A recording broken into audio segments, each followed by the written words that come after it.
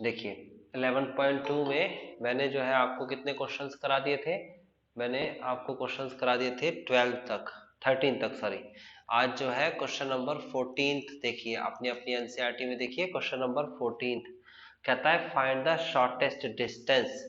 तो आपको इक्वेशन क्या दे रखी है, वेक्टर आर की, वेक्टर आर की इक्वेशन है cap i plus 2 cap J plus cap के। आप मेरे साथ साथ करेंगे, आज की क्लास में आपको प्रैक्टिस करनी होगी, ठीक है।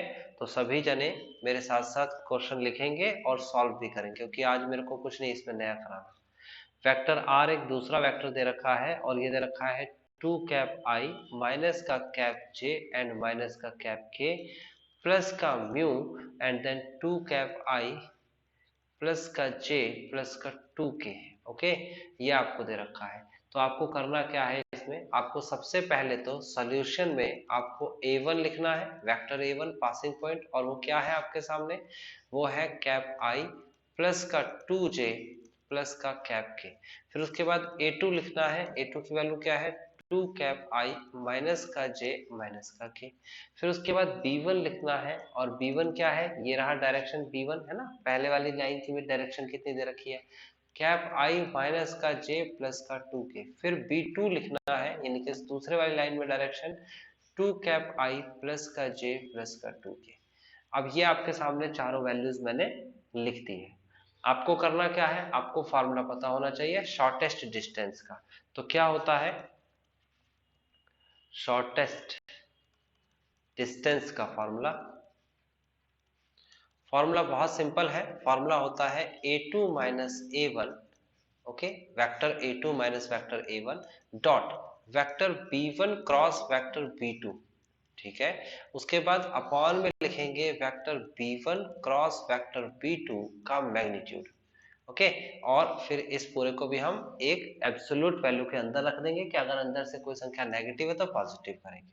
अब जल्दी से आप सब जने एक एक स्टेप करेंगे मेरे साथ साथ। देखिए सबसे पहले तो आपको करना है a2 माइनस a1, सबसे पहले तो a2 माइनस a1 करिए। चलिए a2 कहाँ है भाई, a2 ये रहा, a1 कहाँ है, a1 ये रहा। आपको घटाना आता है, i में से i को घटाएंगे तो कितना आएगा, दो में से एक गया तो एक बचेगा ना। फिर माइनस का j में से माइनस का 2 कर देंगे तो कितना हो जाएगा, माइनस का 3j।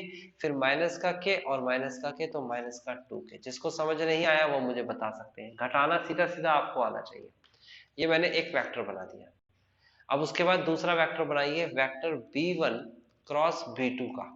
कैसे बनाएंगे, बहुत सिंपल है। वेक्टर b1 में ये दे रखी है ना वैल्यूज आपको, ये इन वैल्यूज में से आप क्या निकालेंगे, क्रॉस मल्टीप्लीकेशन आपको बता दिया है। देखिए आपको लिखना है i, आपको लिखना है j, आपको लिखना है k। तो b1 वेक्टर में लिखेंगे आप 1 माइनस 1 और 1, b2 वेक्टर से लिखेंगे आप 2 1 और 2। जिसको समझ नहीं आया बताइए, सिंपल सिंपल लिख दिया है मैंने। अब आप इसे प्लस माइनस प्लस करके सॉल्व करेंगे, और सॉल्व करके आंसर निकालेंगे तो क्या आंसर आएगा इसका, ये आएगा b1 cross b2 is equal to first row first column cancel, minus का 2 माइनस का 1 माइनस का 3 होता है क्या पाई। फिर उसके बाद minus first row second column cancel, 2 एकम 2 में से 2 गया तो 0 होता है, लिखने की जरूरत नहीं है। फिर first row third column cancel, एक में से अगर 2 को घटाएंगे तो कितना आ जाएगा, माइनस का 2 को तो प्लस का 3 हो जाएगा। बताओ किसको ऑब्जेक्शन है और किसका आंसर मेरे आंसर से मैच नहीं किया, वो मुझे बता सकते हैं अभी। ये आ गया b1 क्रॉस b2। अब निकालना है b1 क्रॉस b2 का मैग्नीट्यूड निकालना है। तो मैग्नीट्यूड कैसे निकलता है, रूट ऑफ -3 का स्क्वायर प्लस 3 का स्क्वायर, 3 3 9 होते हैं, और ये आ जाएगा आपके पास 3√2, ठीक है ना। कैलकुलेशन आपको अब आनी चाहिए, ओके ना। यहाँ तक की बात समझ में आ गई, क्या क्या चीज निकली जरा देख लेते हैं। एक तो आपका वेक्टर निकला ये, ओके, दूसरा भी आपका वेक्टर निकला ये, ओके, तीसरा आपका यहाँ पर ये स्केलर निकला। ये तीनों वैल्यूज जो मैंने हाईलाइट की है 1 2 और 3, तीनों उठा के आपको रखनी है, और शॉर्टेस्ट डिस्टेंस यानी कि एसडी निकल के आ जाएगा। पहला तो वेक्टर है कैप आई माइनस का 3j माइनस का 2k, दूसरा भी वेक्टर है, वो है आपके पास माइनस का 3i एंड देन प्लस का 3k, और तीसरा जो है वो स्केलर है, और वो स्केलर क्या है 3√2, ओके। और इस पूरे के ऊपर एब्सोल्यूट वैल्यू का निशान जरूर लगाइएगा। अब इसे सॉल्व करना रह गया है बस।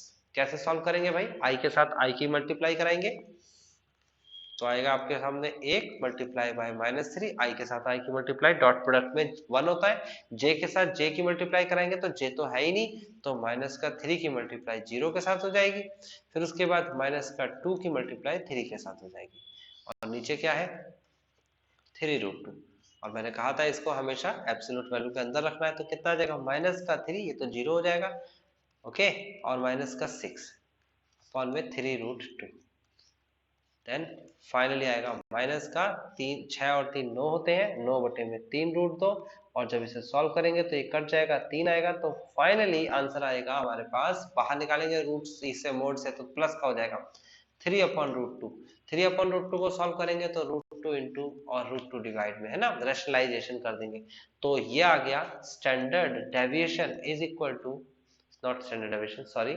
Shortest distance is equal to 3√2 upon में 2 units, and this is the final answer. कोई ऑब्जेक्शन है तो बताओ, किसी स्टूडेंट को कोई ऑब्जेक्शन है इस क्वेश्चन में तो बताओ, अगर कोई ऑब्जेक्शन नहीं है तो फिर मुझे अगला क्वेश्चन करके दिखाओ। क्वेश्चन नंबर 16 मैं आपको बता देता हूं कहां पर है, क्वेश्चन नंबर 16 निकाल लीजिए एनसीईआरटी, और क्वेश्चन नंबर 16 भी निकाल लीजिए, मैं आपको बताता हूं कहां पर है क्वेश्चन नंबर 16। ये देखिए, आपको मैंने 14 क्वेश्चन अभी करके दिखाया है, तो आप सभी जने अभी मुझे क्वेश्चन नंबर 16 करके दिखाएंगे। ये रहा क्वेश्चन नंबर 16, ठीक है, ये यहां से आप अपने अपने कॉपी पे रजिस्टर पे देखिए तो क्वेश्चन नंबर 16 आपको दिख जाएगा, ये रहा, ओके। तो जल्दी से मुझे ये क्वेश्चन नंबर 16 करके दिखाइए और बताइए, जिसने भी सबसे पहले निकाला मेरे को बता देना, मैसेज करके बता देना, या फिर आप मेरे को अपना माइक ऑन करके भी बता सकते हैं, ठीक है। आप सभी ने ये क्वेश्चन नंबर 16 कर लिया, आंसर भी पीछे मैच कर लिया। 17वां क्वेश्चन देखिए, ये अच्छा क्वेश्चन है। 17वें क्वेश्चन में क्या करना है, i के साथ मल्टीप्लाई करानी है अंदर, ये इसमें आपको पहले i की मल्टीप्लाई 1 के साथ करानी है, फिर i की मल्टीप्लाई t के साथ करानी है। देखो मैं लिख के दिखाता हूँ क्या होगा 17वां क्वेश्चन।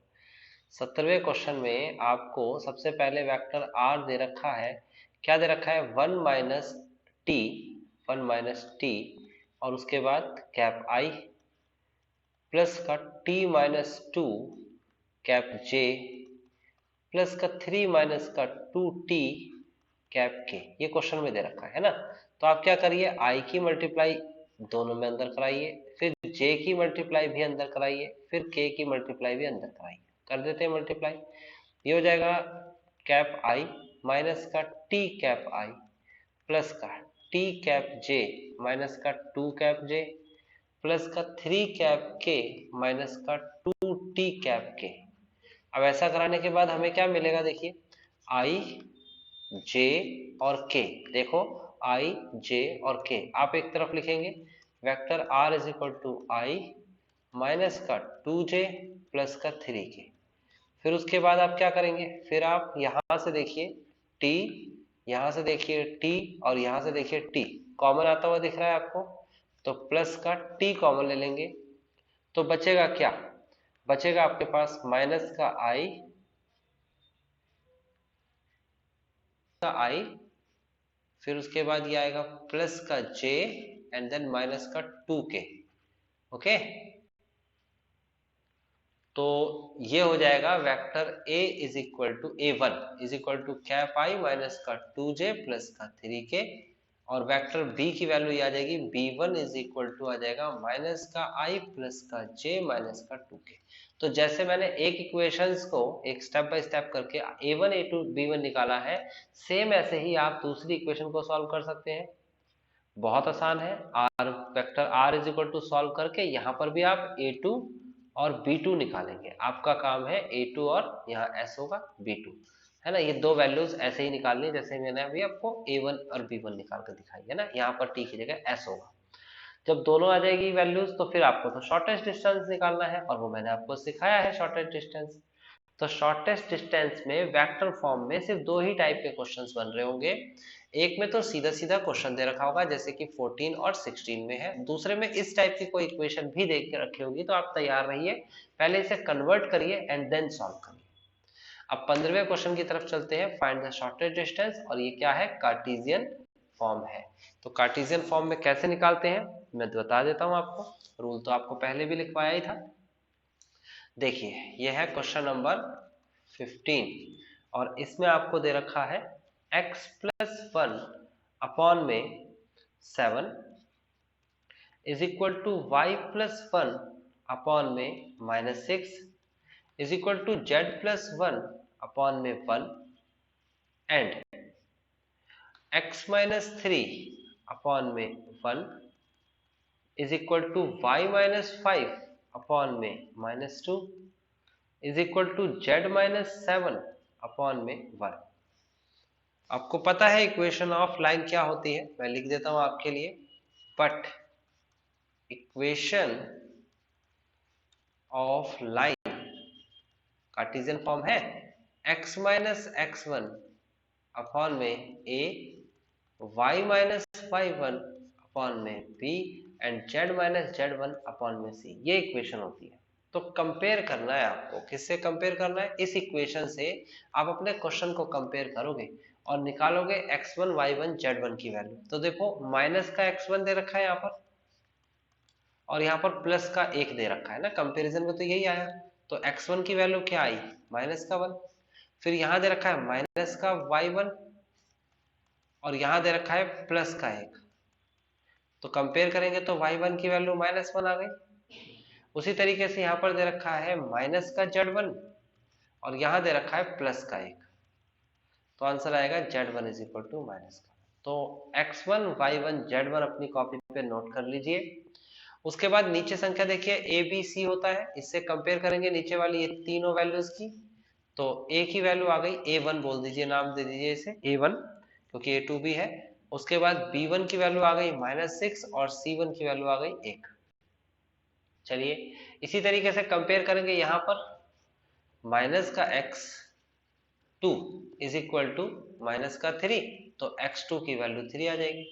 फिर माइनस का y2 इज इक्वल टू -5, तो y2 की वैल्यू 5 आ जाएगी। फिर माइनस का z2 इज इक्वल टू -7, तो z2 की वैल्यू 7 आ जाएगी। एंड देन a2 की वैल्यू कितनी आएगी, 1, देखो ये ना 1। उसके बाद b2 की वैल्यू कितनी आएगी, -2 एंड c2 की वैल्यू 1। तो हमें क्या क्या मिला, हम इसे यहाँ देखते हैं। हमें मिला x1 y1 z1, x2 y2 z2, a1 b1 c1, a2 b2 c2। सही तरीके से हमने ये वैल्यूज निकाली। नाउ शॉर्टेस्ट डिस्टेंस,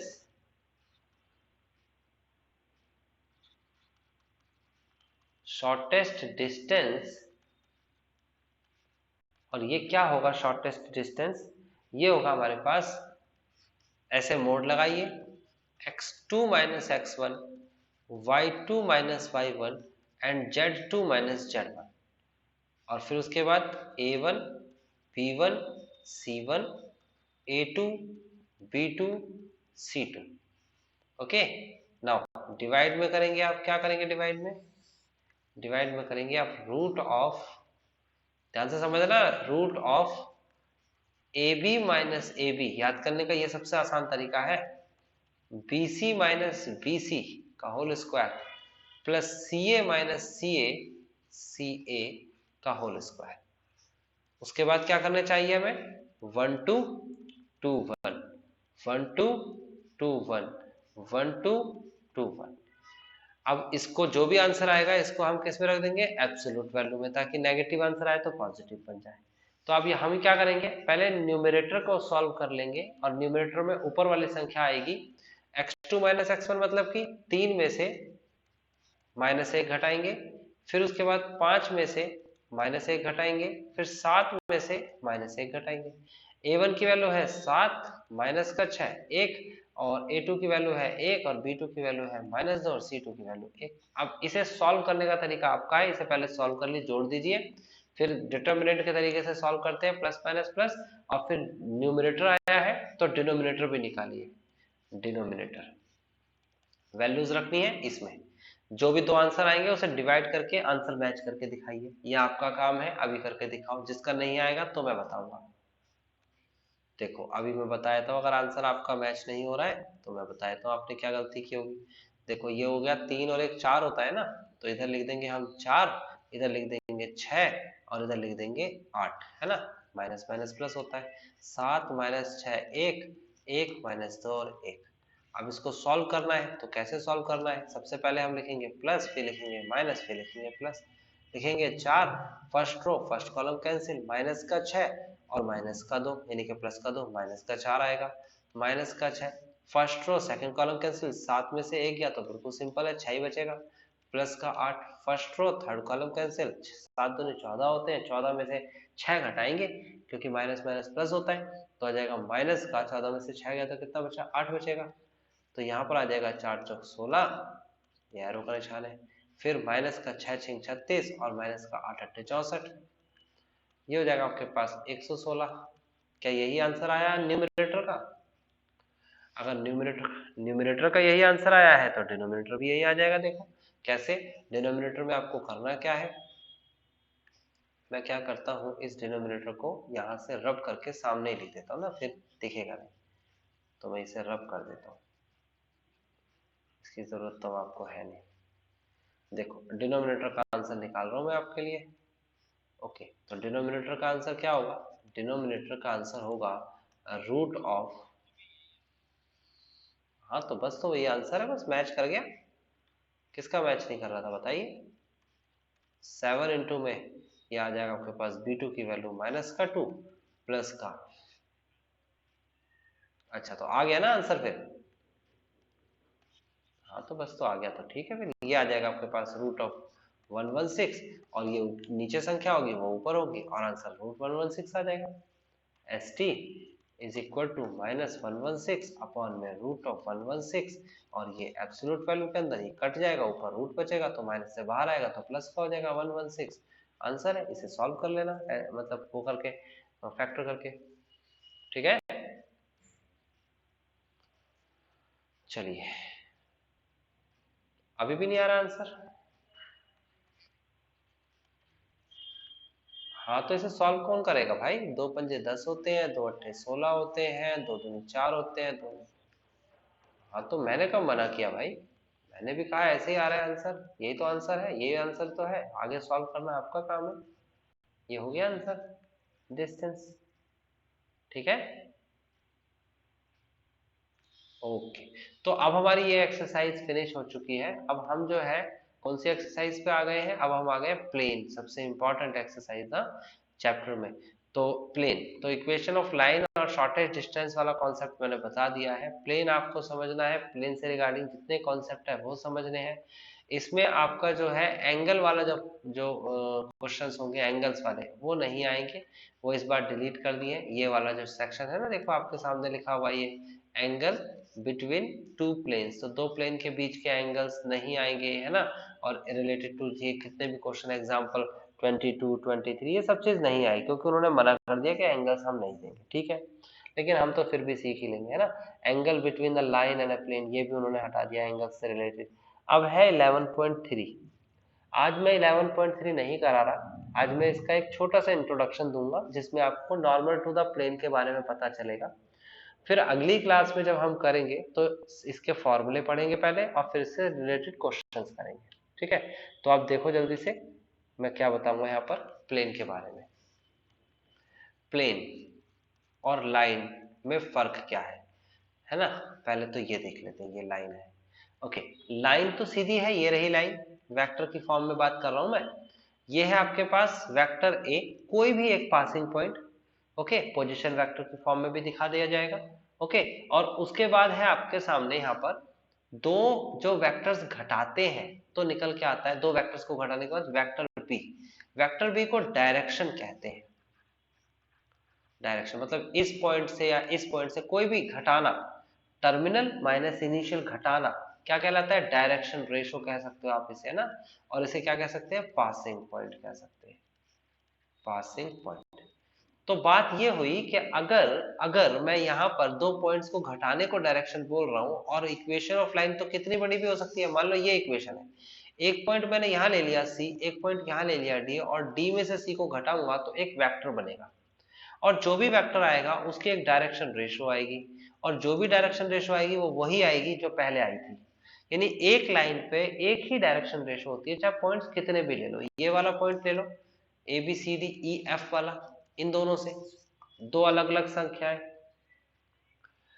अगर एक लाइन आपके सामने बनी हुई है, उसमें कितने भी पॉइंट्स होंगे, जैसे ये लाइन को मैं और बढ़ा दूं, एक ही लाइन होनी चाहिए, उस पर जितने भी points A B C D E F G H, ये देखो दो पॉइंट्स ले लिए, ये देखो दोनों की संख्याएं तो अलग अलग होंगी ना भाई, जी अलग पॉइंट होगा, एच अलग सब पॉइंट होगा। अगर घटाएंगे तो जो आंसर आएगा, जिसे हम डायरेक्शन रेशो कहते हैं, या फिर यहां से डायरेक्शन रेशो निकाल लो, या फिर यहां से, या फिर कहीं से भी, एक पॉइंट यहाँ ले लो, एक पॉइंट यहाँ ले लो, दोनों को जब घटाएंगे तो उनकी रेशो सेम होगी, यानी डायरेक्शन रेशो हमेशा सेम होगी। लाइन के केस में यही होता है, ठीक है। अब इसे कहते हैं हम क्या, लाइन के केस में तो ये हो गया, इसे हम कहते हैं डायरेक्शन रेशो। तो डायरेक्शन रेशो ऑलवेज इक्वल होते हैं, तभी हम डायरेक्शन रेशो से ही रिलेट करते हैं किसी भी सिचुएशन को, जैसे कि पैरेलल, परपेंडिकुलर, या फिर एंगल निकालते हैं तो डायरेक्शन रेशो का इस्तेमाल करते हैं। लाइन के केस में पासिंग पॉइंट का इस्तेमाल नहीं करते, क्योंकि पासिंग पॉइंट अलग अलग होंगे, यहाँ पर अलग पासिंग पॉइंट है, यहाँ पर अलग पासिंग पॉइंट है, यहाँ पर अलग है, यहाँ पर अलग है, लेकिन डायरेक्शन रेशो सेम। ये कॉन्सेप्ट है लाइन का। अब चलते हैं प्लेन के पास। देखो, पॉइंट्स से मिल मिलकर बनती है लाइन, और लाइन से मिलकर बनता है प्लेन। तो प्लेन कैसा होता है वो समझ लीजिए। ये है आपके सामने प्लेन, इस तरीके से दिखाया जाएगा लिख के आपको 2D के अंदर ऐसे। ओके, ये आपके सामने एक प्लेन है, दिस इज कॉल्ड प्लेन। अब इस प्लेन के अंदर क्या क्या होगा, इस प्लेन के अंदर, ये प्लेन जो मैंने आपको ऐसे स्क्रीन पे दिखाया है, आपको ध्यान से समझना है। आपकी कॉपी आपके हाथ में है, या कोई पेज ले लीजिए आप कॉपी में से निकाल के, और उस पेज को आप स्क्रीन पर ऐसे चिपका दीजिए। ओके, तो चिपकाएंगे तो आपको दो डायमेंशन दिखेंगे। एक तो इस तरफ की डायमेंशन दिखेगी, इसे हम एक्स एक्सिस बोलते हैं। एक ऊपर की तरफ की एक्सिस दिख रही है, इसे हम वाई एक्सिस दिख रहे हैं। ये आपने क्या किया, आपने बोर्ड पर, यानी कि स्क्रीन पर या बोर्ड पर या दीवार पर एक पेज को, ये पेज है ना, ये कॉपी का एक पेज है, इसे चिपका दिया तो दो डायमेंशन दिख रही है। अब क्या करिए, इसे जो आपने चिपकाया था इसे हाथ से पकड़िए, ठीक है ना, और इसे बाहर अपनी तरफ को खींचिए। पेज को आप अपनी तरफ को खींचेंगे तो एक तीसरी डायमेंशन निकल के आएगी, और वो डायमेंशन होती है जेड एक्सिस, जो अंदर से बाहर की तरफ आ रही होगी, ठीक है। अच्छा, तो जो ये सरफेस है, ये सरफेस नहीं, जो ये वैक्यूम है, यानी कि एक रूम के अंदर जो वैक्यूम है, उसके बीच में कोई पेज को स्टे कराना, यानी कि रोकना, उस प्रोसेस को कहेंगे हम प्लेन। ऐसा नहीं है कि प्लेन आप उसे 2D में नहीं देखेंगे, उसे 3D में देखेंगे। मतलब उसकी लंबाई भी होनी चाहिए, उसकी चौड़ाई भी होनी चाहिए, वाई भी होना चाहिए, और उसे बाहर की तरफ निकालेंगे तो वो वैक्यूम पे होना चाहिए, किसी सरफेस पे नहीं होना चाहिए। मेरी बात समझ में आ रही है मैं क्या कह रहा हूं? जैसे कि आपके कमरे में पंखा लटका होता है ना, वो 3D में समझ के चलिए। उसमें आप देखोगे तो उसकी एक हाइट भी होगी, एक ब्रेथ भी होगी, और एक लेंथ भी होगी। यानी कि पंखा जो है वो किसी दीवार के साथ चिपका नहीं है, वो बीच के वैक्यूम में लटक रहा है। तो ऐसे ही समझ लो कि ये एक प्लेन है जिसको एक पेज की तरह दिखाया जा रहा है, ये 3D के कॉन्सेप्ट में है, तो इसलिए इसे प्लेन बोला जा रहा है। अदरवाइज इसे पैरेललोग्राम बोलते हैं, 2D के अंदर इसका नाम पैरेललोग्राम होता है, बट यहाँ 2D वाली स्क्रीन पर हम इसे ऐसे ही दिखा सकते हैं। तो ये क्या है, प्लेन है। ओके, अब प्लेन है तो इसके पासिंग पॉइंट्स भी होंगे। तो ये रहा इसका पासिंग पॉइंट, ये पासिंग पॉइंट है ए, ओके, ये बी पासिंग पॉइंट है, ये सी पासिंग पॉइंट है। ऐसे बहुत सारे पासिंग पॉइंट्स हो सकते हैं, बहुत सारे, ठीक है। अगर मैं कहूं कि प्लेन में पासिंग पॉइंट क्या होगा, जैसे कि लाइन पे पासिंग पॉइंट होता है, ऐसे प्लेन पे भी होगा। तो आप कहेंगे सर प्लेन पे वो संख्या पासिंग पॉइंट होगी, वो कोऑर्डिनेट पासिंग पॉइंट होगा जो कि प्लेन पर होगा। यानी कि यहाँ पर हो सकता है, यहाँ पर हो सकता है, यहाँ पर हो सकता है, प्लेन पर। प्लेन से बाहर होगा तो उसे हम पासिंग पॉइंट नहीं कंसीडर कर सकते। ओके, ये बात क्लियर हो गई। अब मैंने कहा प्लेन के अंदर डायरेक्शन रेशो क्या होगी, तो आपने कहा सर डायरेक्शन रेशो का कॉन्सेप्ट आपने बताया था, और वेक्टर के अंदर वो कॉन्सेप्ट अभी तक चल रहा है। डायरेक्शन रेशो का कॉन्सेप्ट था कि दो पॉइंट्स होंगे ए और बी, और एक पॉइंट का नाम होगा इनिशियल, और दूसरे पॉइंट का नाम होगा टर्मिनल, है ना। इसका मतलब एक जहां से शुरुआत हो रही है और एक जहां पर खत्म हो रहा है। तो आपने बताया कि डायरेक्शन रेशो जो होती है, दो पॉइंट्स तो होते ही हैं, उन दो पॉइंट्स में से एक इनिशियल कहलाता है, एक टर्मिनल कहलाता है, तो ऐसे एरो लगा देते हैं। और डायरेक्शन रेशो क्या होती है? डायरेक्शन रेशो होती है टर्मिनल माइनस इनिशियल, और उसे हम डायरेक्शन रेशो से रिप्रेजेंट करते हैं, उसे दिखाते हैं ए बी सी करके। तो ए की वैल्यू बताई थी x2 माइनस x1, ऐसे ही बी की वैल्यू बताई थी, ऐसे ही सी की वैल्यू बताई थी ना, y2 माइनस y1 और z2 माइनस का z1। ठीक है, ये बातें आपको समझ में आ गई कि तीन आपको डायरेक्शन रेशो के तीन ऐसे तरीके से दिखाते हैं डायमेंशंस। अब जब डायरेक्शन रेशो दो पॉइंट्स का घटाना होता है, तो यहाँ पर अगर दो पॉइंट्स दे रखे हैं और उसको अगर घटाएंगे तो क्या डायरेक्शन रेशो आ जाएगी? न्यूमेरिकली तो आप एग्री करोगे, कहोगे हाँ सर, अगर यहाँ पर 1 2 3 दे रखा है एक पॉइंट, यहाँ पर दे रखा है 4 5 और 6 दे रखा है, तो आप इसे घटाते जाओ, ए बी की डायरेक्शन आ जाएगी और वही डायरेक्शन रेशो ऑफ प्लेन होगी। तो ये बिल्कुल रॉन्ग कंसेप्ट है। अब इसको समझना होगा प्रैक्टिकली कि क्यों रॉन्ग कंसेप्ट है। मैंने बताया कि अभी लाइन के केस के अंदर कि एक लाइन जितनी भी बड़ी, देखो इक्वेशन का मतलब वो कितनी भी बढ़ा सकते हो आप, ऐसा नहीं कि उसकी कोई लिमिटेशन है, वो कितनी भी बढ़ाई जा सकती है। अगर लाइन कितनी भी बढ़ाई जा सकती है तो उसमें कितने सारे पॉइंट्स होंगे, वो सारे के सारे पॉइंट्स को जब घटा रहे होंगे terminal minus initial, terminal minus initial, तो सेम आंसर आएगा, सेम डायरेक्शन रेशो आएगी। तो इसका मतलब उसकी दिशा तो एक ही रहेगी ना लाइन की, ये थोड़ी कि पॉइंट्स की लोकेशन बदल गई तो दिशा ही बदल गई। दिशा तो बदलना तो इसे कहेंगे ये दूसरी दिशा में जा रहा है, ये दूसरी दिशा में जा रहा है, दूसरी दिशा में जा रहा है, डायरेक्शन मतलब दिशा ही तो हुई। अब यहाँ पर बात करते हैं, लाइन में तो ये चीज एग्री कर रहे हैं हम, लाइन में तो सेटिस्फाइड है, लेकिन बात है प्लेन की। अगर दो पॉइंट्स प्लेन पर ले लिया आपने, जैसे कि आपने दो पॉइंट्स ए बी के ये लिए और एक पॉइंट मैंने सी का ये ले लिया और डी का पॉइंट ये ले लिया, ये सपोज कर लेते हैं, तो दो पॉइंट्स तो ये भी है, passing point of the plane है, ऐसे करके एरो लगाओगे तो दोनों को घटाना भी आपको आता है, डी में से सी को घटाओगे, तो जो डी में से सी को घटाओगे जो आंसर आएगा, और जो ए में से बी को घटाओगे आंसर आएगा, दोनों सेम नहीं होंगे। प्रॉब्लम तो यहां आ जाएगी। इसका मतलब अगर मैं एक प्लेन की बात करता हूं तो प्लेन पे तो बहुत सारे पासिंग पॉइंट होते हैं, उन किसी भी पासिंग पॉइंट को, रैंडमली लिए गए पासिंग पॉइंट को अगर हम डायरेक्शन रेशो से हम निकालना शुरू करें, जैसे एक पॉइंट ए है, एक पॉइंट बी है, एक पॉइंट सी है, एक पॉइंट डी है, ऐसे, तो मैं यहां से अगर डायरेक्शन रेशो निकालूं या फिर यहां से डायरेक्शन रेशो निकालूं या फिर यहां से डायरेक्शन रेशो निकालूं, तो ये तो अलग अलग हो गए ना। हर किसी में देखो दो पासिंग पॉइंट इन्वॉल्व हो रहे हैं, जैसे कि बी एक पासिंग पॉइंट है, सी एक पासिंग पॉइंट है। तो कॉन्सेप्ट यह हुआ कि प्लेन के केस में दो पासिंग पॉइंट ऑफ प्लेन जो होते हैं, कौन होते हैं? पासिंग पॉइंट ऑफ प्लेन, उनको घटाने से डायरेक्शन नहीं निकलती। ये बिल्कुल क्लियर होना चाहिए आपके सामने। यानी कि जब भी आपको क्वेश्चन में गिवन होगा, वो कहेगा गिवन है passing points of plane, okay, of a plane, और उसका नाम दे रखा होगा a बराबर 1 2 3 और b बराबर दे रखा होगा 4 7 और 9, सपोज कर लेते हैं। तो आप कहेंगे सर ये पासिंग पॉइंट्स तो है, तो ठीक है, पासिंग पॉइंट तो ये भी है और ये भी है, लेकिन डायरेक्शन रेशो हम नहीं निकाल सकते क्योंकि ये पासिंग पॉइंट ऑफ प्लेन है, और प्लेन के पासिंग पॉइंट से डायरेक्शन नहीं निकल सकती। क्यों नहीं निकल सकती? रीजन क्या है? क्योंकि सर प्लेन पे तो बहुत सारे पासिंग पॉइंट्स होंगे और हर किसी की डायरेक्शंस अलग अलग दिखा रहे होंगे, ये एक ये जा रही है, एक पीछे की तरफ ऐसे जा रही है, हर कोई पासिंग पॉइंट ही तो है, लाइन वाला कॉन्सेप्ट तो ये फॉलो ही नहीं हो रहा। तो फिर प्लेन का पासिंग पॉइंट कहाँ होता है? और डायरेक्शन रेशो, तो समझिएगा, बहुत गौर से समझिएगा, हालांकि आप में से कुछ बच्चों ने पढ़ भी लिया होगा। प्लेन का डायरेक्शन होता है ये normal to the plane. Plane का डायरेक्शन क्या होता है? Normal to the plane. ये जो नॉर्मल है ना, यानी कि एक सीधी लाइन जो प्लेन को बिल्कुल परपेंडिकुलरली काट के जाए, जो परपेंडिकुलरली काट के जाती है उसे ही नॉर्मल बोला जाता है। तो प्लेन का डायरेक्शन क्या होता है? प्लेन का डायरेक्शन होता है उसकी नॉर्मल लाइन, यानी कि नॉर्मल टू द प्लेन बोला जाता है, यानी कि होगी वो लाइन ही, ये लाइन ही तो है, बट वो प्लेन को कट करती हुई जा रही है। ठीक है, कट करती हुई जा रही है, तो फिर कंडीशंस क्या बनी? तो ध्यान से समझिएगा, कंडीशन डायरेक्शन रेशो निकालने की क्या बनती है प्लेन के केस में। मैं यहां पर एक्सप्लेन करता हूं, 2 मिनट ठहरो।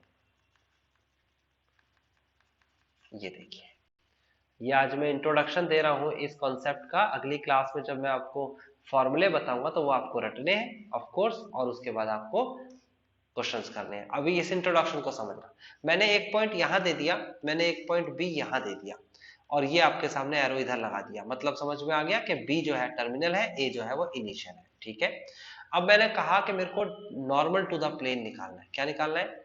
Normal to plane. इसको हम n वेक्टर से दिखाएंगे, यही होगी direction ratio of line A B. हाँ जी, बताओ सुशांत। नहीं, ये जरूरी नहीं है। आपका नॉर्मल टू द प्लेन जो है ना सुशांत, वो यहां पर भी हो सकता है। नॉर्मल मतलब कि एक प्लेन को परपेंडिकुलरली काटता हुआ जाना, ऐसे। ये देखो, ये भी नॉर्मल टू द प्लेन है, ये भी नॉर्मल टू द प्लेन है ना। अब देखो, ये सबके सब नॉर्मल टू द प्लेन क्यों है? क्योंकि अगर मैं ये कहूं आपसे, मैं फिर से रिपीट कर रहा हूं, मैं अगर आपसे ये कहूं कि ये पॉइंट ले लिया मैंने सी और ये पॉइंट ले लिया डी, देखो सारी अलग अलग पॉइंट्स की लोकेशन है ना। और सारे पॉइंट्स में से जब घटाऊंगा, यानी कि सी में से डी को घटाऊंगा, एक आंसर आएगा। यहाँ आएगा ए, यहाँ आएगा बी, यहाँ आएगा सी।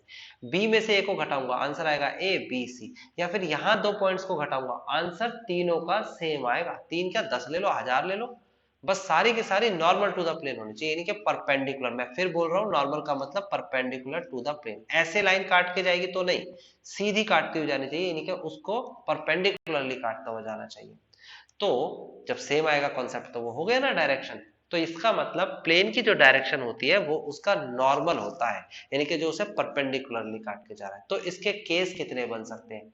एक केस तो ये बन सकता है कि वो जो, एक केस यहां लिख लेता हूं, केस 1, वो पॉइंट्स जो है वो प्लेन पर होंगे ही नहीं, वो प्लेन से बाहर होंगे, जैसे कि यहाँ पर है।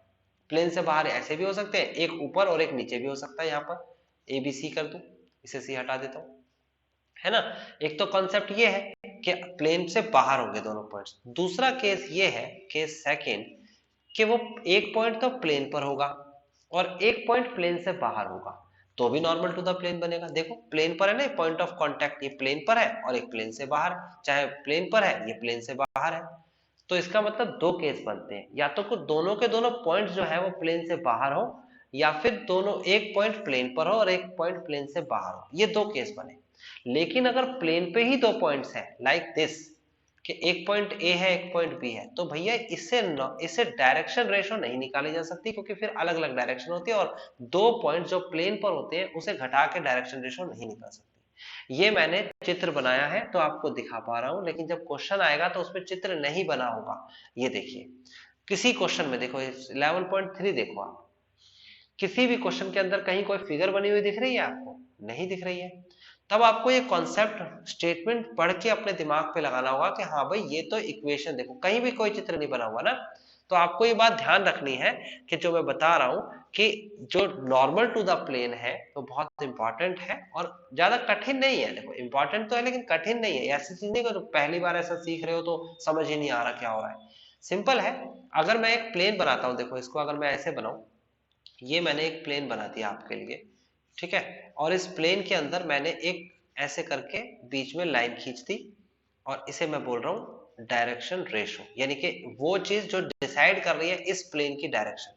अगर मैंने इसको, यानी कि नॉर्मल टू द जो लाइन है, अगर मैंने इसको उठा के ऐसे कर दिया, मतलब कि इसको, इसकी डायरेक्शन ऐसे कर दी, मतलब मैं क्या कहना चाह रहा हूं, मैं इसे पकड़ के इधर करना चाहता हूं, तो प्लेन भी ऐसा हो जाएगा। ओके, अगर मैं इसको ऐसा करना चाहता हूं तो प्लेन भी ऐसा हो जाएगा। मतलब कि जिस जिस डायरेक्शन में, जैसे कि मैं आपको ये कह सकता हूं, एक पेज लीजिए कॉपी का, और उस पर अपना पेन बीच में डाल के, बीच में पेन डाल के और पार कर दीजिए। तो जिस तरफ आपका जो पेन है, जिस तरफ आप पेन को लेके जाओगे, अपने आप पेज भी उस तरफ मुड़ेगा। यानी कि प्रैक्टिकली अगर देखें, फिजिकली देखें, तो वो चीज आपको दिखती है क्या? वो चीज दिखती है कि जहां जहां आपके ये लाइन जा रही है, वहीं वहीं आपका प्लेन जा रहा है ना। इसका मतलब ये हुआ कि इसकी एक निश्चित डायरेक्शन हो गई, ठीक है। और न्यूमेरिकली हमने क्या किया? न्यूमेरिकली दो पॉइंट्स को घटा के निकाला। तो ये बात आपको आज बतानी थी मुझे। अब मैं इसके अलावा कुछ नहीं बताऊंगा आज की क्लास में, क्योंकि अब इसके बाद आएंगे फॉर्मूले, ठीक है। जब फॉर्मूले बताऊंगा और क्वेश्चंस कराऊंगा, तो ये सारी बातें जो मैंने बताई हैं इसको रिपीट कर रहा हूँ। मैं बता रहा हूँ कि आपको मैंने बताया था नॉर्मल टू द प्लेन होता है, नॉर्मल टू द प्लेन होता है, आपको बात समझ में आएगी, ठीक है। अब अगली क्लास में मिलेंगे, और अगली क्लास में हम 11.3 स्टार्ट करेंगे।